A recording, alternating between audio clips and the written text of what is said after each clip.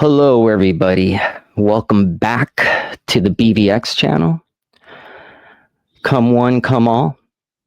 We're happy to have you. How are you? Hey, man. I'm doing all right. I have a little girl who's crying all the time because nobody's subscribing. You subscribe. Subscribe. I know you can do it. I believe in you. I believe in you. Subscribe. Every time we get a subscriber, it shaves at least a year off the old man's lifespan. Oh, great. Subscribe, man. Subscribe. Don't listen to this Gen Xer. Like the slackers. Okay. I got something to show you, old man. Okay. So, Trump has been busy lately. Mm-hmm. Maybe this will brighten your day. It appears that a drug boat tried to make its way into our country. Check this out. What else is new? Coming in from President Trump. He did say earlier today that the U.S. carried out a strike in the Southern Caribbean against a drug-carrying vessel. The president later posting this video that you're seeing on Truth Social, along with a post saying earlier this morning, U.S. military forces conducted a kinetic strike against positively identified Tren de Aragua narco-terrorists in the... Now look, they're alive. They're alive. They're doing their thing. They're talking to each other. Yeah, little did they know. They're saying, how much longer? 15 minutes. We'll probably be there in 15 minutes. Are we there yet? The guy driving the boat is doing the dad backslap. Relax. Now watch. In the Southcom area of responsibility, TDA is a designated foreign terrorist organization operating under the control of Nicolas Maduro, responsible for mass murder, drug trafficking, sex trafficking, and acts of violence and terror across the U.S. and Western Hemisphere. The strike occurred while the terrorists... Think about it. How many people did fentanyl kill from 2020 to 2024? I mean, the numbers are loose, but it's at least over 500,000 Americans. Yeah. Just think of how many lives that were saved by removing this boat. Well, how many marijuana shops have been opened up? You've got the fentanyl crisis. Everybody's bitching and complaining about the drug crisis, but yet they're opening marijuana shops left and right. They're legalizing drugs everywhere, but yet we're complaining about the opioid crisis. I'm going to tell these young guys a story. I remember the war on drugs. Nixon, it was even before Nixon. It was the war on cocaine, but that was considered racist because cocaine is black. And then there was the war on marijuana, but that was considered racist because marijuana is Hispanic. You didn't want to upset the Mexicans. This goes back to the 1930s. This is how far back the war on drugs goes. So which is it? You either don't want your drugs or you want your vaping marijuana sticks. You can't have it both ways. You and I grew up where everything was illegal. Are you telling me you can't have your cake and eat? Are you telling me you can't have your cake and eat it too? And this Trump going after Maduro, you and I, we've seen it. You tell the story to the young people who don't know how we took out Manuel Noriega. You never heard that name, but we took him out because he was a drug trafficker. This is nothing new. Yeah. Remember we invaded Panama? No 20-year-old. We invaded Panama? We did? Yeah, I'm telling you a story, you dumb punks. You dumb young people. This is nothing new. We lived it. That's a thing. When you're young, you think everything's new, that it's never happened before. Yeah. I got a story for you. This is our show. We're telling stories that these young people don't even know about. I was reading a book. Yeah. by Steven Adler, the old drummer to Guns N' Roses. And he tells a story of the very first time he smoked crack cocaine. Okay. He calls it the beginning of my end. Yeah. He said his buddy takes a rock out, puts it in the pipe. And, he was like, yeah, I'll try it. Sure. Steven Adler takes a big hit of crack cocaine. He said it was the most euphoric feeling he has ever felt. And as soon as that high went away, he had to have another at all cost. Arthur, you and I are old enough. A 20-year-old is not going to understand that he's too busy getting high and having fun. He thinks he's having fun, but you and I, how many relatives, how many friends have we lost to drugs and alcohol? How many are gone, deteriorated right before our eyes, right before they became some hideous creature? You went from a nice guy to something I couldn't even recognize. That's the drug. That's drugs. And everybody laughed at Nancy Reagan, and they still laugh at her today. Just say no, because it's up to you to say no or yes. It's your responsibility. It's your body. You did it on purpose. You do it. Yeah, you have to take personal accountability. And this no one else is going to take that personal accountability. We invaded Panama. We're no strangers to invading South American countries because of drugs. Yeah. I got something else to show you. This is a story of an 18-year-old mother who just lost her husband. She's at home. She's with her children. And 3 armed thugs break into her house. Thank God she was armed. Let's check this out. A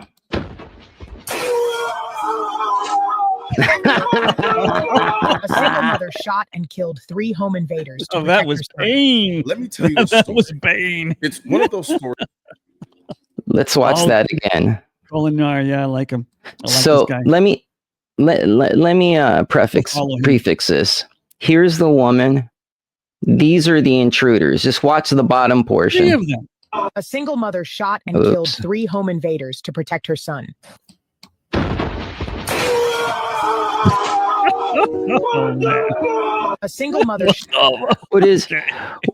What the fuck? Yeah, you better believe it. What the fuck? That was a 12 gauge shotgun.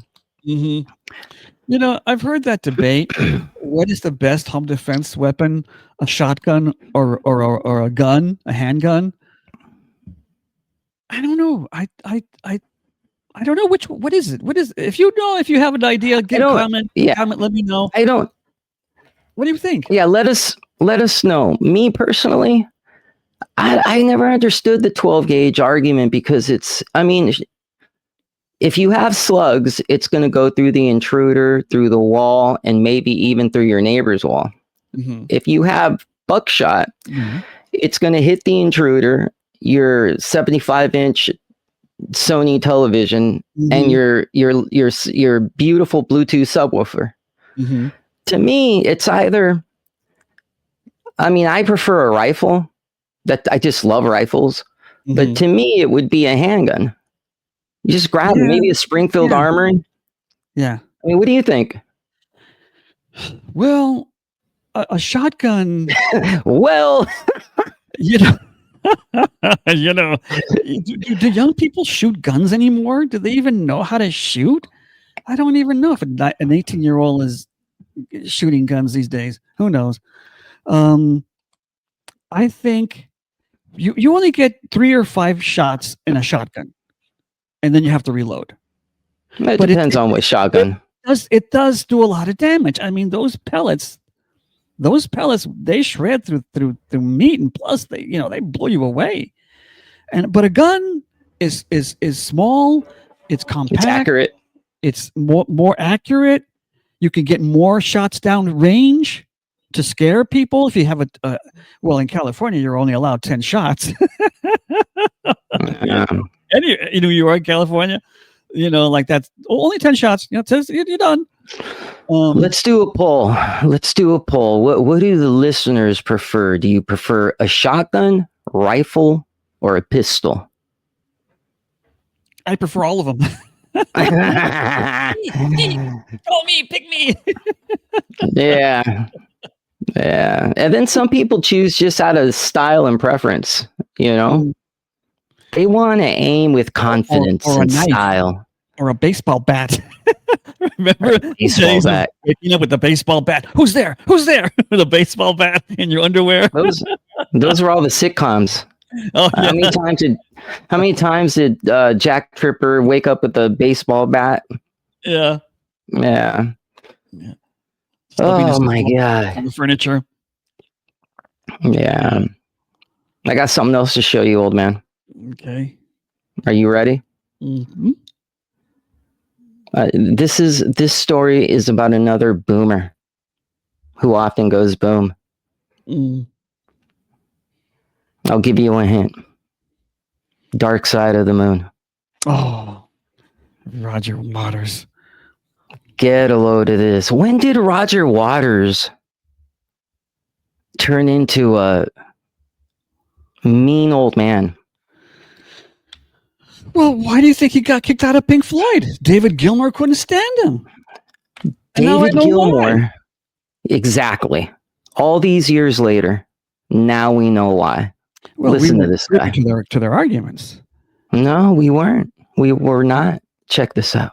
Oh, I know how to do it. We'll do it with Taylor Swift. Oh, I know how we do it. Or Bubblegum. Or Kim Kardashian's bum. I don't know. It doesn't matter.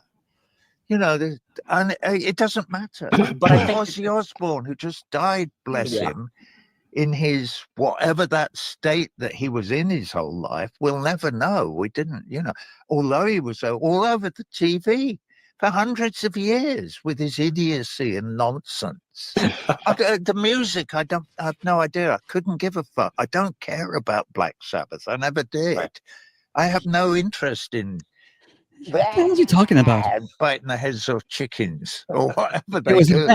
It was a bat, you idiot. It was a bat. It was a bat. He was and he was an entertainer, a great showman. I wouldn't have been the head off a bat, but he did. Ozzy, we miss the Ozzy. So I'm more interested. Just for the sake of artistic integrity, I think it was a bat he bit the head off. Of. Oh my God, that's even worse, isn't it? I don't know. Is it worse to bite the head off a bat or a chicken? I'm not sure.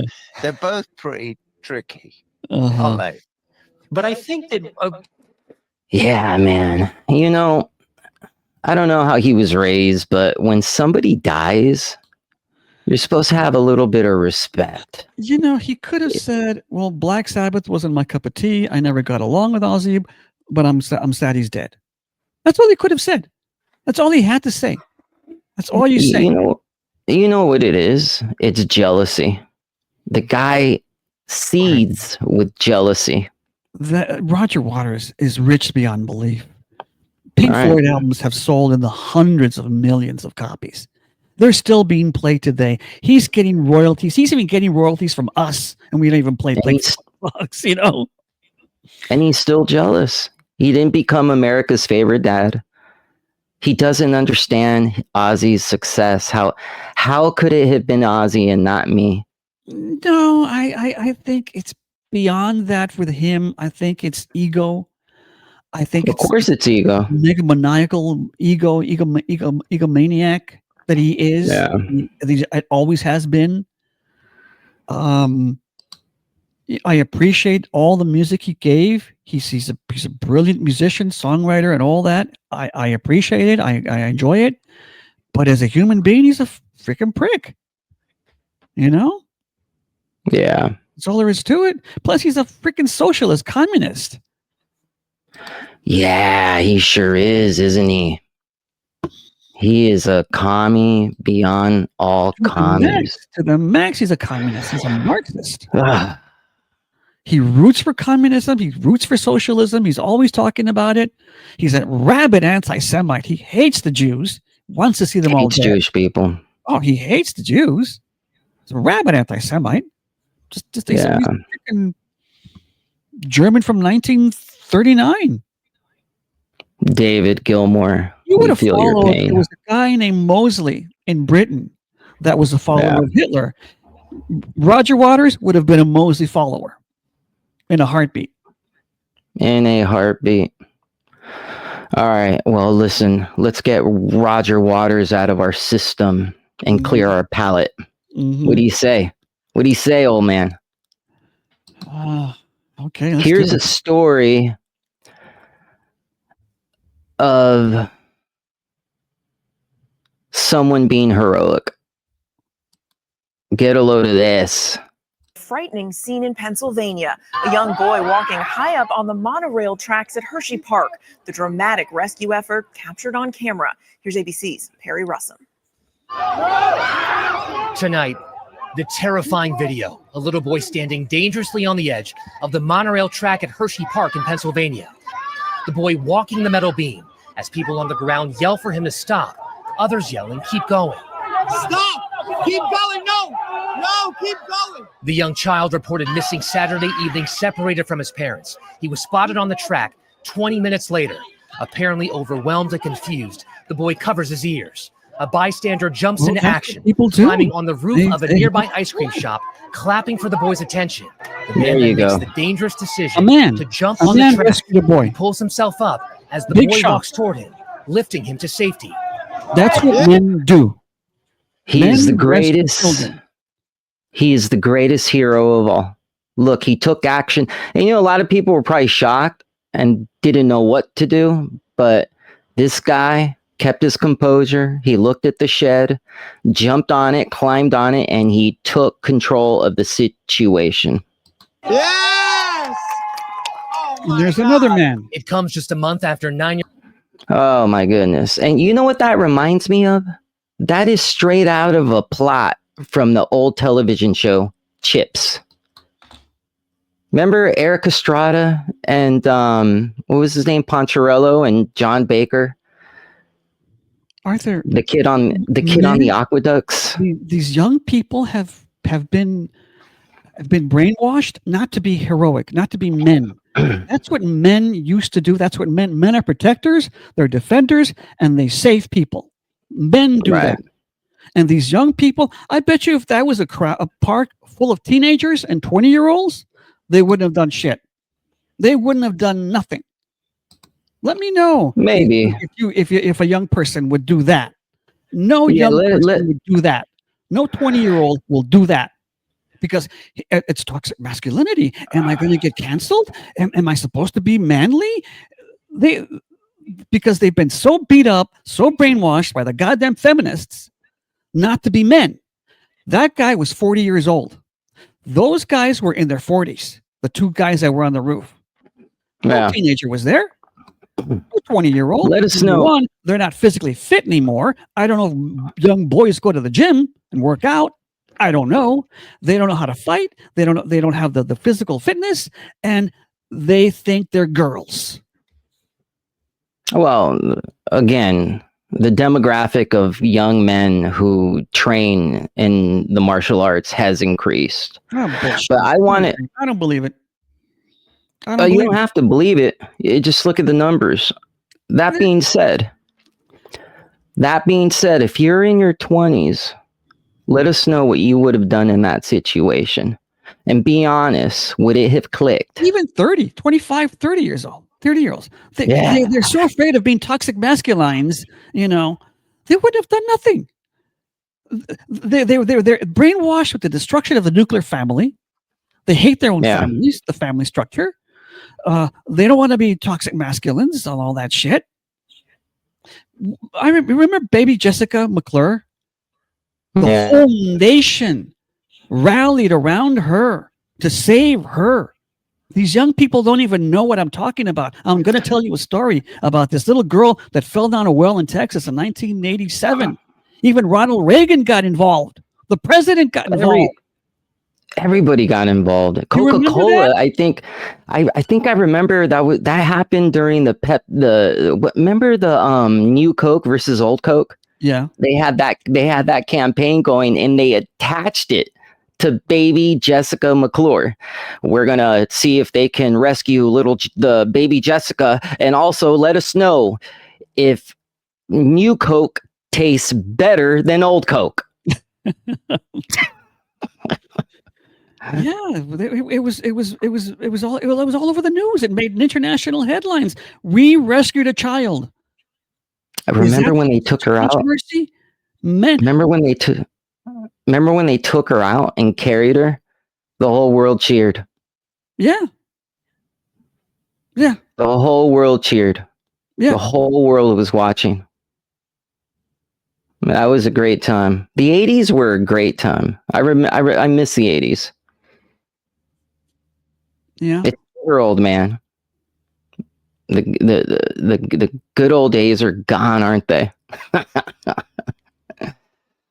But yeah, I don't have a whole lot of faith in, young men stepping up these days.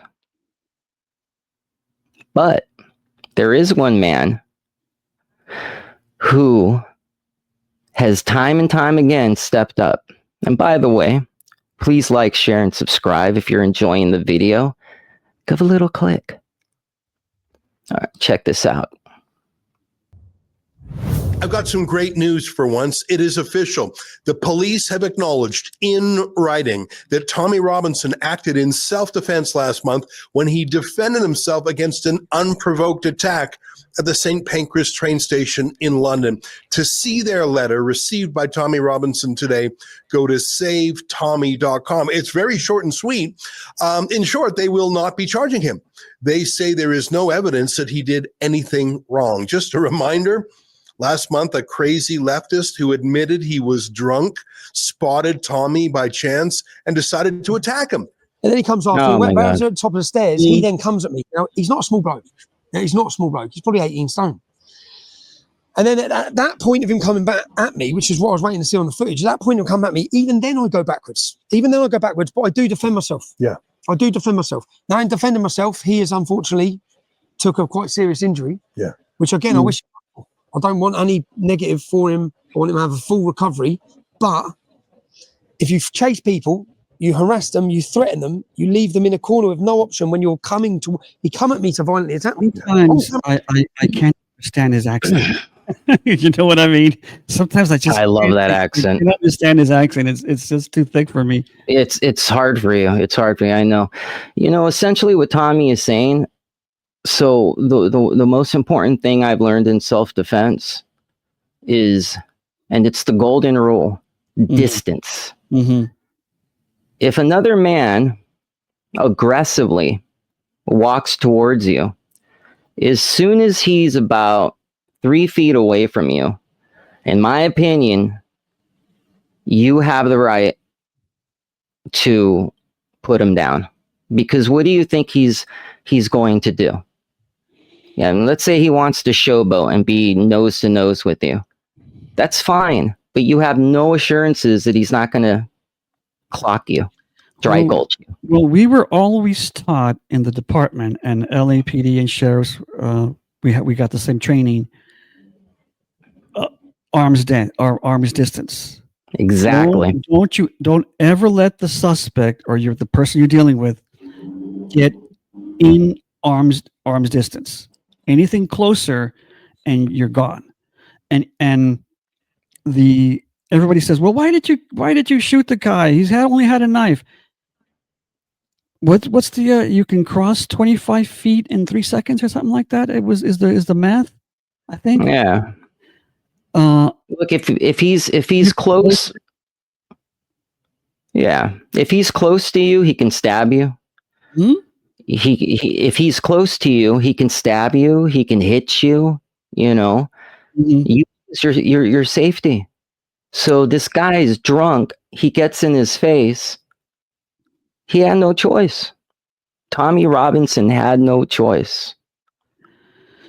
We live in a world, and we live in a litigious world where people... he's going to sue Tommy Robinson. You know that for a fact. Yeah, but you know, we live in this world where people walk around thinking he's not going to do anything. I'll sue his ass off. So let me showboat and get in his face, and pow, it's lights out. Well, there's this talk. It's just talk on how people provoke the police to punch them, to restrain them, so that they can sue them for excessive force. They jump up and down in their face. They provoke them so they can lose their temper, and then you get restrained, and then you claim injury. Yeah, that's the theory. You know, I think it's true. I think some of it is true, because a lot of this to be true. In the provocation, these people that jump in the face of the cop, you know, shoot me, hit me. What are you gonna do? You know, what are you gonna do? And you know, the cop does what a cop does. And it's the guy won the ghetto lottery, you know? How many times it's like my department. The kid was always there alone. He had no visitors. He had no contact with his family, none whatsoever. He was abandoned. His mother's a crack addict. His father's in prison. But the minute he got hurt at the facility, all of a sudden there was the aunts, the tios, the uncles, the aunties, the letter from jail.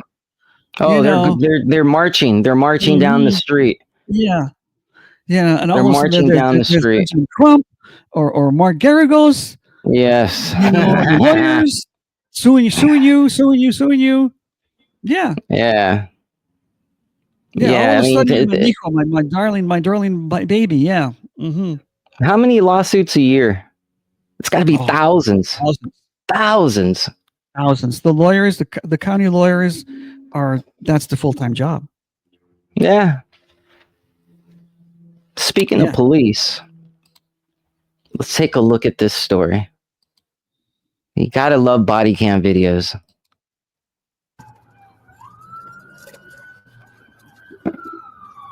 Uh-oh. You know what this reminds me of? The Blues Brothers. Dun dun dun dun. Da da da da da dun dun dun dun. Where's he gonna go?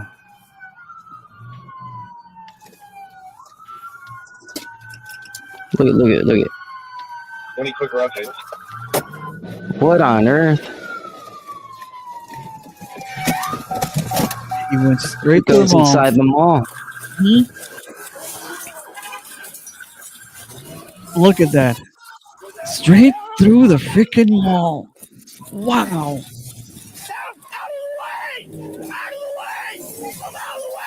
Imagine you're shopping for some 501s. And boom, you get hit by a car at the mall. Well, my mother got run over. We're at the mall. In the mall. In the mall? At the mall? In the mall. Inside of the mall. Shoot. Boom. Line them up.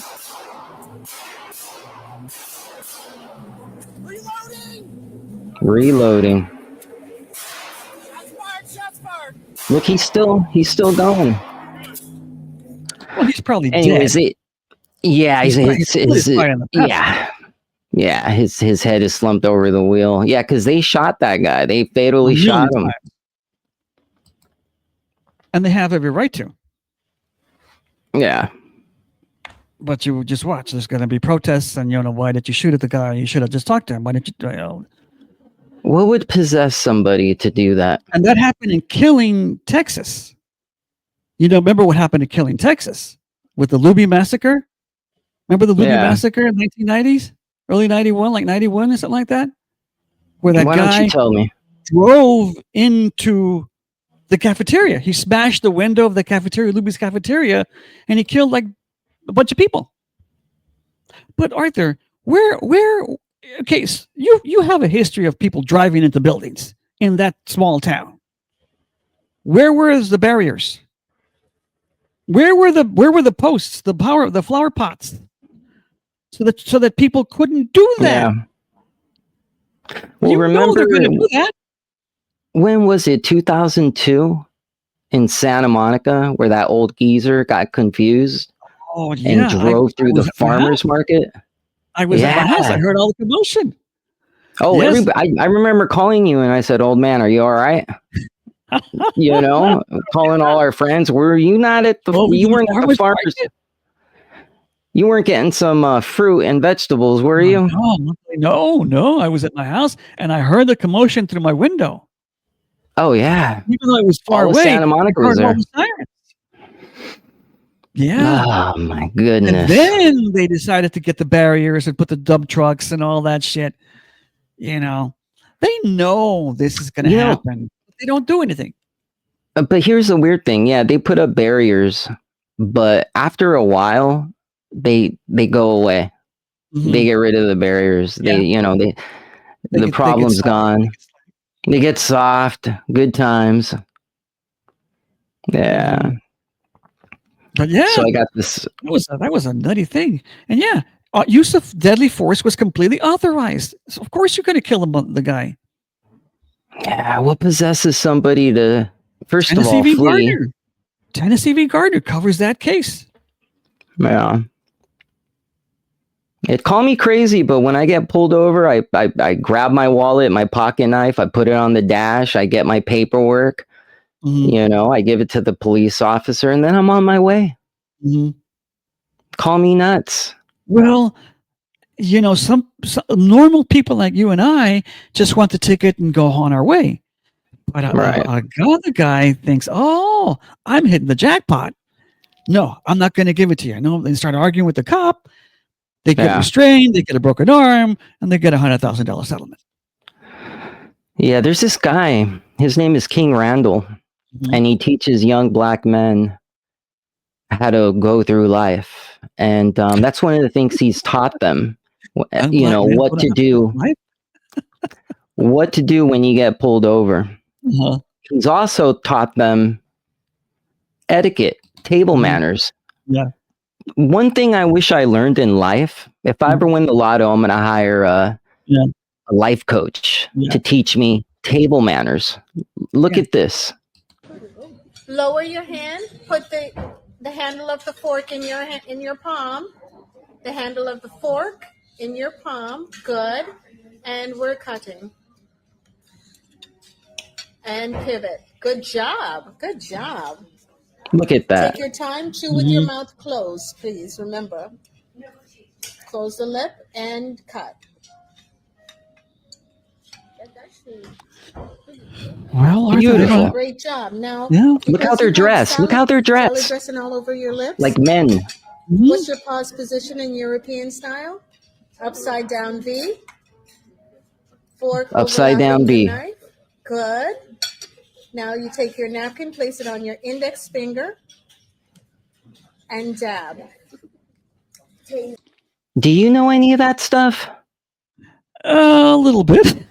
I don't know any of that stuff. Take from the right, and this is the fork for the butter, and that's for the salad. Yeah, man. I don't know any of that stuff. Water glass. Yeah, it's a whole art form. It's a whole etiquette. You know, it's a dead art form, and nobody knows etiquette anymore. Nobody knows that stuff anymore. That was my generation, my older generations. They did stuff like that. You pull the table out, you pull the chair out for the girl. You know, you take the seat back for the girl. You open the door. You open the door. All that's gone. You know who ruined that? Feminism. Let me tell you a story. And I'll never forget the first day I met a feminist. I was working. Was that 300 years ago? In Century City. I was doing office work. I must have been in my early 20s, just out of high school. Working for lawyers, right? I was working for lawyers as an office staff, as a file clerk, in the mail room. All right. And just out of high school. And I opened the door of this building, this office building or a bank building. I knew there was a young girl behind me, so I opened the door for her. She stops dead in her tracks. A young white girl, about older my age, mid-20s, a little bit older than me. All right. She stops dead in her tracks, Arthur, and yells at me, "I can open my own door. I'm not weak. I'm not a weak woman. I can open my own door. How dare you open the door for me?"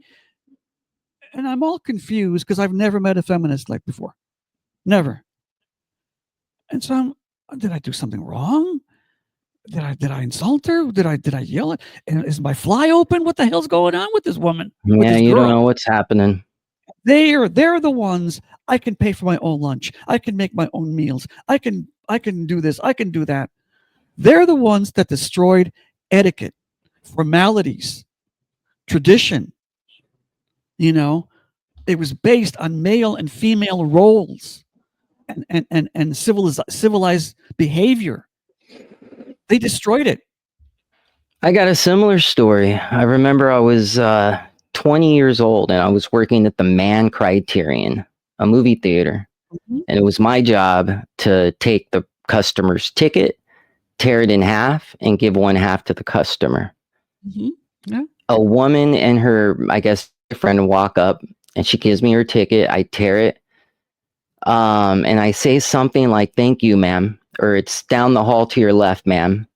She looks at me and she says, "Ma'am?" Ugh. And I was the same position you were. I'm like, "What's going on here?" And she goes, "I'm a ma'am." And I remember thinking like, "Uh-oh, what now?" And she goes, "I'm not that old." And it was just a weird feeling, at that point. And that was 1994. You weren't born yet, but I remember when women were so upset because the new term in the 1970s was Ms. Right. Do you remember Ms.? Yeah. Phenomenon? Yeah, Ms. Well, when you're a kid in a classroom, you'll see it's either MRS or MS period, Ms. Ms., not Miss. Yeah. We used to call them Miss. Hey, Miss Jones, Miss, or Mrs. Now it was Ms. Okay. So let me show you what culture is like without a King Randall. This is no etiquette. Lady throws a tantrum over wrong sushi order and doesn't pay.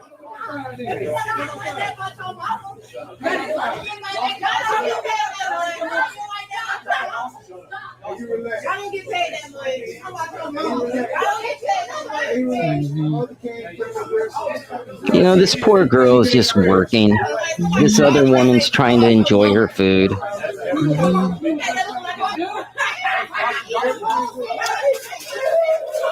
He starts to tear the place up. Yeah. What else is new? Man, I'm calling the cops right now. Oh my God.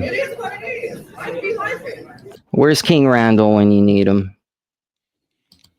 And over sushi. Arthur, that is exactly the point in time of our evolution as minorities. I'm going to bring it to Hispanic people because that's what I know. That's what the Chicanos wanted us to be, to embrace that uncivilized culture. That's what the Chicano movement and the Aslan movement and all that stuff. They wanted me to embrace prison culture and gang culture, and that's no different than that. It's violent, vile, and they were upset that I didn't experience the gang life. I didn't experience prison life. I don't have family members in that life. They were so mad at me that I wasn't a real Mexican because I didn't exhibit behaviors like that. Prison behaviors. Well, it's like the conversation we had about Father Joe. Father Joe, the man who would get gangsters jobs. You know, it's like if I didn't have that on my resume, yeah, I can't help you. Come back when you do a drive-by or two. Yeah. Yeah, man. So that's black culture. That's the way you're supposed to be as a black person, right? No, Right? you shouldn't be that way. You should be. Well, I'm saying you should be better than that. Yeah. No, I hear what you're saying. No, because when I was at the facilities, the black gangsters, whenever we got a non-black gangster, even a non-Hispanic gangster, they would say, "Oh, so you think you're better than us?" Right. You're not a gangster. You're better than Right. us. Because they finished school, they graduated school, they knew how to read and write. Oh, you're better than us. Yeah. Yeah. Hey, if we deport these 20 million people, old man, who's going to do our dirty work? All these people, like and subscribe. Like and subscribe. Yes. Trump deports all these people. You got no excuse. I Let me believe show in you you. who's going to. Let me show you can do it. Let me show you who's going to do the work for us. Check this out. Look at this.